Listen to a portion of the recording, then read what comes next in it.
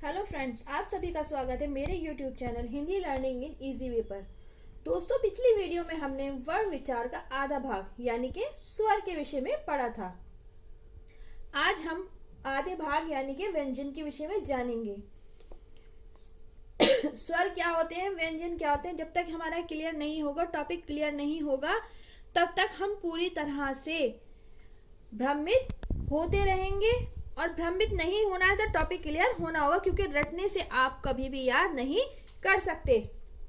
Theory तो आप रट के याद कर सकते हैं, लेकिन बहुविकल्पीय में आपको टॉपिक क्लियर होना चाहिए कि आप प्रश्न देखें और आपका निगाह जो है सीधी किस पे जाए, आपके आंसर के ऊपर जाए।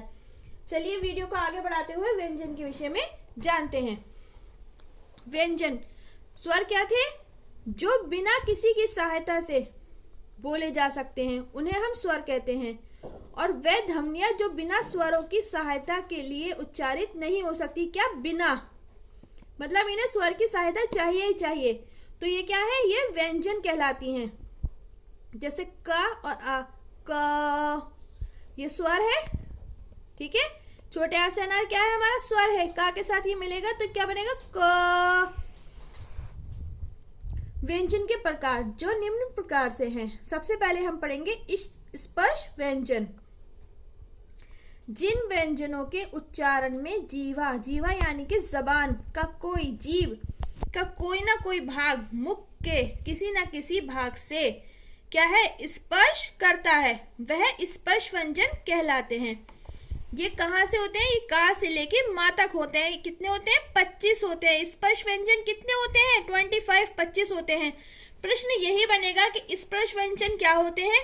यह पूछेंगे जिन व्यंजनों में जीवा का कोई ना कोई भाग मुख के किसी ना किसी भाग को स्पर्श करता है, वे कौन से व्यंजन होते हैं। तो आप फौरन फटाक से बताइएगा स्पर्श व्यंजन। और वो पूछेंगे कि ये कितने होते हैं, तो आप फौरन कहिएगा 25 यानी कि 25 होते हैं। अब इनको हम बोल के देखेंगे। बोलकर देखिए, का, खा, गा, मतलब हमारी जबान अंदर मुंह के कहीं ना कहीं टच हो ही रही है। ऐसा नहीं है कि बिना टच हुए हम इनको बोल पाए। माँ, ठीक है ना। आप खुद बोल के देखिए, आपको टॉपिक क्लियर हो जाएगा। अगर ये आपको समझ में आ गया हो तो प्लीज फटाफट से एक लाइक का बटन दबा दीजिए। दूसरा है हमारा अनुनासिक व्यंजन। जिन व्यंजनों के उच्चारण में वायु नासिका मार्ग यानी कि नाक के रास्ते से निकलती है, उसे अनुनासिक व्यंजन कहते हैं। स्पर्श व्यंजन में क्या था? मुख का ड़ा, अइया, ड़ा, ना और माँ।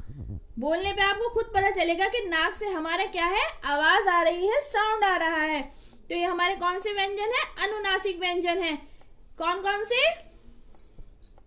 अड़ा, अय्या, रा, ना और माँ, ठीक है। थर्ड है हमारा अंतस्थ व्यंजन। जिन व्यंजनों के उच्चारण में मुख बहुत संकुचित हो जाता है, फिर भी वायु स्वरों की भांति भीतर से निकल जाती है, उस समय उत्पन्न होने वाली ध्वनि अंतस्थ व्यंजन कहलाती है। यानी कि हमारा मुंह जो है वो छोटा हो जाता है, परंतु फिर भी वायु जो है वो अपनी जगह बनाते हुए छोटी सी जगह में से भी निकल जाती है। तो वो कौन सा व्यंजन है? अंतस्थ व्यंजन। वो कौन से हैं? यारा, लावा, यारा, लावा। कौन से? यारा, लावा। एक साथ मिला के याद करिएगा, कभी नहीं भूलेंगे। यारा, लावा कौन से हैं? क्या है? अंतस्थ व्यंजन। फोर्थ है हमारा ऊष्म व्यंजन। जिन व्यंजनों के उच्चारण में एक प्रकार की गर्माहट या सुरसुराहट सी प्रतीत होती है, ऊष्म व्यंजन कहलाते हैं। जैसे शा, सा, सा और हा ऊष्म व्यंजन है। कुछ एक साउंड सा आ रहा है निकल के, कुछ ऐसा लग रहा है, कुछ जो हम बोल रहे हैं शब्द, कुछ ऐसा लग रहा है, कुछ जो हम बोल रहे हैं शब्द या कोई वर्ड बोल रहे हैं तो उसके साथ कुछ और निकल रहा है, तो ये कौन से हैं? ऊष्म व्यंजन। ये प्रश्न बनेगा, ठीक है। इनको हाईलाइट करते जाइए, सर्कल करिए, अंडरलाइन करिए, ये हाईलाइटर से इनको हाईलाइट करते चले जाइए। पांचवा है हमारा उच्छिप्त व्यंजन। जिन व्यंजनों के उच्चारण में जीवा की उल्टी हुई नोक तालु को छूकर झटके से हट जाती है, उसे उच्छिप्त व्यंजन कहते हैं। बोलकर देखिए, डा, ढा, ठीक है, जबान उल्टी हुई, ऊपर तालू पे लगी और एकदम से बोलकर हट गई। आप बोलिए मेरे साथ, डा ढा, हुआ ऐसे ही। फिर है हमारा संयुक्त व्यंजन। संयुक्त व्यंजन में से बहुत प्रश्न बनते हैं, इनके प्रकार भी पूछे जाते हैं और आपको वर्ण दे दिया जाता है कि इसके अंदर इस व्यंजन के कौन से दो शब्दों से या वर्णों से मिलकर ये व्यंजन बना है। जिन व्यंजनों के उच्चारण में अन्य व्यंजनों की सहायता लेनी पड़ती है संयुक्त व्यंजन कहलाते हैं। ये 4 होते हैं। कितने होते हैं? 4। ठीक है, पहला है शास्त्रीय, ता त्रिशूल, ज्ञानी, सशर्मिक। इनको किस तरह से याद करेंगे? शास्त्रीय, ता त्रिशूल, ज्ञानी और सशर्मिक। आपके छोटे बच्चे होंगे, उनको पढ़ाते भी होंगे, ठीक है ना, तो उनको जब पढ़ाना तो इस तरह से ही पढ़ाना कि संयुक्त व्यंजन कौन से हैं? शास्त्रीय, ता त्रिशूल, ज्ञानी, सशर्मिक। कभी नहीं भूलोगे कि संयुक्त व्यंजन कौन से होते हैं। शास्त्रीय किन दो वर्णों को मिलकर बना है? का और षटकोण। का से और किससे? षटकोण से शास्त्रीय। ता और रा से ता त्रिशूल। किससे? ता और रा से ता त्रिशूल। जा और अय्या मिलके क्या बना है? ज्ञानी। आप इसकी स्ट्रक्चर को ही देखेंगे, इसको छुपा लीजिए, क्या लग रहा है? ये जा लग रहा है, और ये आगे वाला भाग को अगर हम घुमाएंगे तो क्या लगेगा? ये इसकी पहचान तो इसी के अंदर छुपी है, ध्यान से देखिएगा। ये वाला हिस्सा किसका है? किसको प्रतीत कर रहा है? ये रा को, ठीक है ना, और ये शाह। अगर हम इसे ऐसे घुमाएंगे तो क्या बन जाएगा? शाह। ठीक है, तो इस शाह और रा मिलके क्या बना है? शर्मिक। इस शाह और रा मिलके क्या बना है? शर्मिक। शर्मिक बनाया है। तो कौन से हमारे संयुक्त व्यंजन? शास्त्रीय, ता त्रिशूल, ज्ञानी और शाह शर्मिक। ये इंपॉर्टेंट है, इसको हाईलाइट कर लीजिएगा, ये इंपॉर्टेंट है। व्यंजनों को वर्ग में विभाजित किया गया है, जैसे कि एक ग्रुप बना दिया गया कि इतने बच्चों का एक ग्रुप है और उसका एक लीडर है। मान लीजिए यहाँ पर कितने? 1 2 3 4 5 बच्चे थे, उनमें 4 बच्चों के ऊपर क्या है? एक लीडर बना दिया गया, तो उसको क्या कहा गया है? का वर्ग। उसी तरह से इसे चा वर्ग, टा वर्ग, ता वर्ग और पा वर्ग में विभाजित किया गया है। का वर्ग हमेशा कहाँ से बोला जाता है?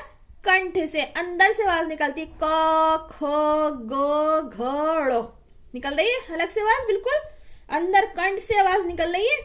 चा वर्ग में तालव्य, चा, छा, जा, झा, अय्या, सब क्या है? ये तालव्य वर्ग है। तीसरा वर्ग है हमारा टा वर्ग। टा, ठ, ढ, ढ, ड़, ये मूर्धन्य है, ठीक है। मूर्धन्य यानी कि तालु से आगे की तरफ जो हिस्सा होता है वो लाइने टाइप वाला, जबान से टच करके देखिए तो आपको एहसास होगा, उसको हम मूर्धन्य जो है व्यंजन कहते हैं। फिर है हमारा ता वर्ग, ये हमारा दंत, ठीक है, दंत व्यंजन है। क्यों है दंत व्यंजन? जब हम इसको, इन वर्णों को बोलते हैं तो हमारी जीवा कहाँ है? दंत में जाती है। ता, था, दा, धा, ना, बोलकर देखिए। फिर है हमारा पा वर्ग। पा वर्ग हमारा ओष्ठ व्यंजन में आता है। पा वर्ग में हमारे कौन से व्यंजन है? ओष्ठ व्यंजन आते हैं, ठीक है। 11 अलावा हमारे कौन से व्यंजन है? अंतस्थ व्यंजन है। और शा, सा, सा, हा, ये कौन से हैं हमारे? ये ऊष्म व्यंजन है। और ये हमारे कौन से हैं? ये संयुक्त व्यंजन है। ये व्यंजन वर्ग आपको समझ में अच्छे से आ गए होंगे। अब इनको हम डिटेल में आगे पढ़ते हैं। व्यंजनों का उच्चारण स्थान। व्यंजन उच्चारण की दृष्टि से हिंदी में 8 वर्गों में विभाजित किया गया है, ठीक है। व्यंजनों को उच्चारण की दृष्टि से 8 वर्गों में विभाजित किया गया है। पहला है हमारा कंठ व्यंजन। जिन व्यंजन ध्वनियों का उच्चारण कंठ से होता है वे कंठ व्यंजन कहलाते हैं, जो का वर्ग में है। का वर्ग वाले व्यंजन कौन से? कंठ व्यंजन है। दूसरा है हमारा तालव्य व्यंजन। जिन व्यंजनों के उच्चारण में जीवा का अग्रभाग तालु से स्पर्श करता है तालव्य वे व्यंजन कहलाते हैं, जैसे चा, छ, ज, झ, अय्या। इनमें क्या होता है? हमारी जो जीभ है उसके आगे का भाग जो है हमारे तालु से स्पर्श कर रहा है। बोलकर देखिए, चा, छा, जा, झा, अय्या, ठीक है। आगे है हमारा थर्ड नंबर पे मूर्धन्य व्यंजन। जब जीवा की उल्टी हुई नोक का निचला भाग मूर्धा से स्पर्श करता है, ऐसी स्थिति में उत्पन्न स्वर को मूर्धन्य व्यंजन कहते हैं। मूर्धा हमारे तालु से आप आगे की तरफ आएंगे तो बीच में लाइन लाइन सी होती है, उसे ही मूर्धा कहते हैं। जैसे बोलकर देखिए टा ठा ड ढा।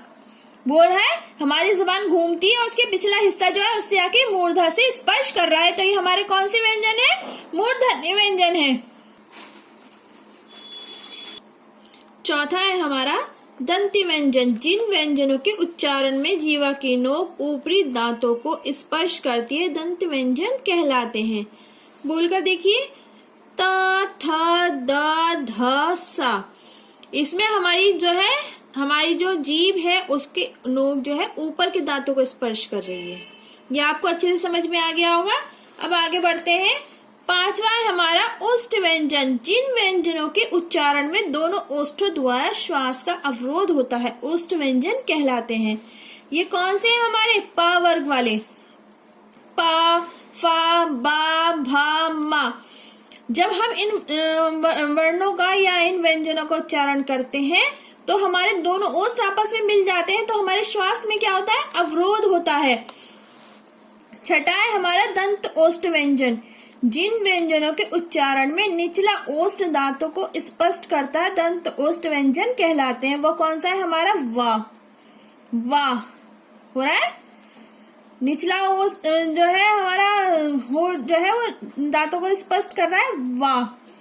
ये प्रश्न पूछा जा चुका है और आगे भी पूछा जा सकता है।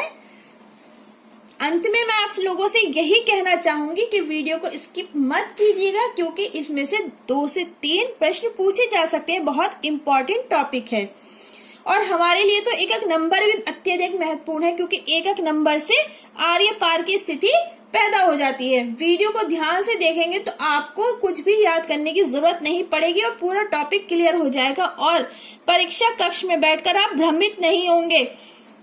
ये मैं दावे के साथ कह रही हूँ। अगर आप वीडियो को ध्यान से देखेंगे तो परीक्षा कक्ष में बैठकर आप भ्रमित नहीं होंगे। जो सही आंसर होगा आप फौरन उस पर टिक करेंगे, उसके गोले को कर देंगे। अगली वीडियो हमारी घोष अघोष व्यंजन अल्पप्राण और महाप्राण पर आने वाली है, तो प्लीज उस वीडियो को भी जरूर देखिएगा। हमारे चैनल को प्रोत्साहित कीजिए, लाइक करिए, शेयर करिए, सब्सक्राइब करिए। धन्यवाद।